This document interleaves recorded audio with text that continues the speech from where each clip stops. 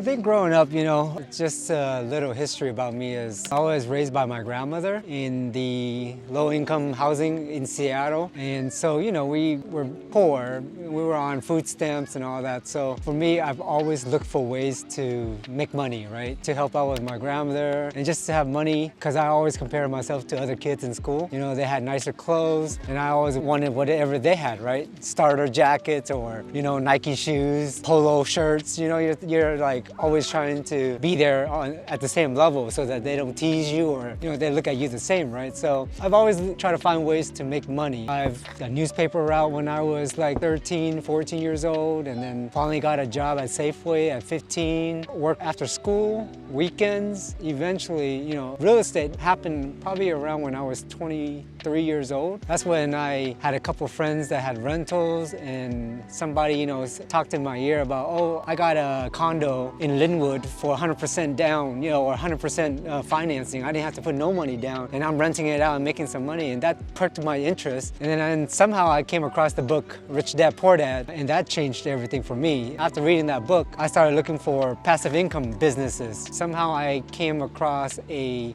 shipping center, so similar to a UPS store in Kent that my sister and we owned for probably more than 15 years. I'm not sure why we thought that was going to be easy business, but of course we were young and we were like, okay, we can handle this while we were working our full-time job, right? We had that, but at the same time, I also found my first 2 duplexes in Tacoma, and at that time, the mortgages were so easy to get. One of them was 100% financing, the other one, I just had to put 10% down because it was a personal residence. I had that as my first 2 properties. Well, definitely, for me, it's being the person that I am. My personality and characteristic is I'm very impatient, I'm stubborn, and at a young age, with that characteristic is not gonna help you, right? What I know now, what I would tell my, 23-year-old self or in my younger self is that you definitely need to be patient. Things just does not happen as fast as you want, as quickly as you want. I wanted to be a millionaire at 21 and, thinking like, how is that gonna be possible if you didn't have a plan, right?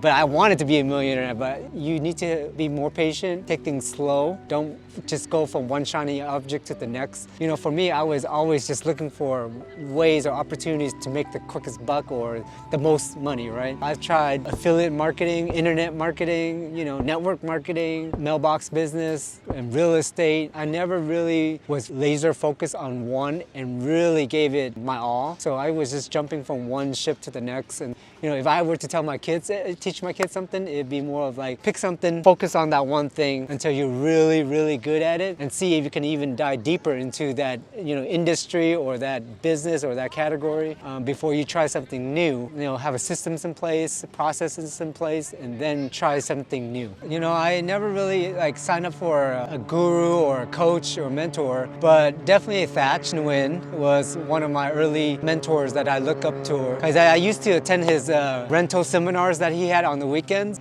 way back then. That's when I learned to really look into rentals and how to analyze it. But along the way, as I got into flips and new construction, I really just leaned towards other builders, other investors that has done it. They can give me tips and tricks. Yeah, I've never really had a 1 or 2 coach or person that I gone to. So it's just a combination of everybody around me that I can just ask for advice, ask for tips, make my own mistakes. Yeah, that's the way I learned real estate. We've been in real estate since 2003, but we didn't incorporate the company until 2013 with my sister. I think at that time I knew that I was pretty close to quitting my corporate job. We also did that to incorporate the company because, for tax reasons, based on the recommendation with my CPA and all of that. So we incorporated the company, and then I finally quit my corporate job in September of 2014 and went full-time. And that's when we had enough projects in the pipeline that I felt comfortable with quitting my corporate job. But believe me, I'm one of those person that were so secured with a paycheck that I was giving myself excuses and reasons not to quit, because it was pretty simple, right? In IT, you really don't do something until something's messed up with the system, is when my job goes into effect. I also knew that I wasn't reaching my full potential. You're just showing up just to get a paycheck. I didn't want to live the rest of my life like that. I knew for sure I didn't want to waste it anymore, especially when at that time I didn't have kids, no responsibility like that. So if you weren't going to take the plunge then, you definitely don't want to do it after kids, right? If you're not happy with what you're doing, I had that worked out. After that, never looked back. I've always been interested in architecture consider, real estate the vehicle that it allows you to build your generational wealth, right?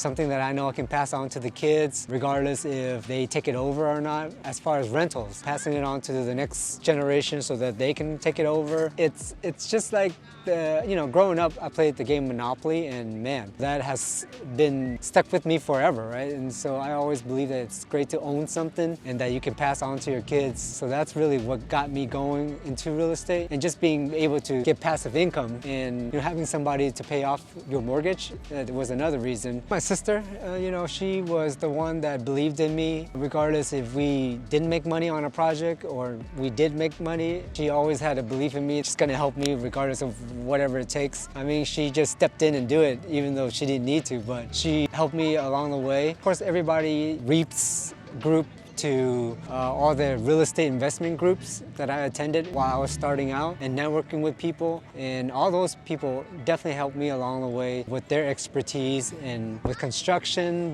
with financing, with contractors, referrals. So, I mean, when you go to these networking events, it's like those people are the ones that are going to help you refer. You definitely want to get referral from people that you trust and that have worked with someone before, right? You just don't want to pull somebody out of like Facebook, Yelp. Definitely, if it's come from a personal relationship that that's even better. Those networking events or groups has helped me tremendously. And also all the lenders that I have, my private investors and also my hard money lenders, for them to believe in me. And when I was first starting out, and even where I am now with, as many projects that we have going, sometimes you have to have that relationship with people to be able to give you more money for you to do more projects. And if you don't have that relationship, sometimes they'll just cut you off because you're pretty much at your max. But if they know your potential or if they know your track record, they're likely to give you another one or two loans before the other ones sell. So they know that you're always